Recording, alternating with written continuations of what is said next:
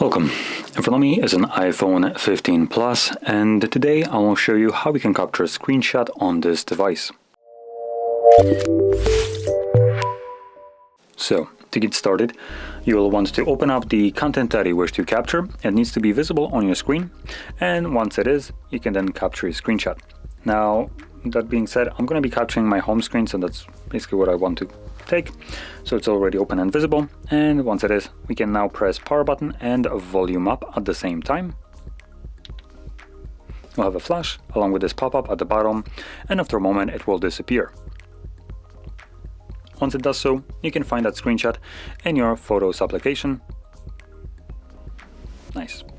We're going to navigate to Albums, because that's going to be a faster way to actually locate the screenshot, and we're going to scroll all the way down, and here we will have a bunch of albums. Now the one that we're looking for is the screenshot album. You want to click on it, and your screenshot will be located somewhere at the very bottom, which this is the screenshot that I have just captured, as you can clearly see. So there we go. Now, if you found this video helpful, don't forget to hit like, subscribe, and thanks for watching.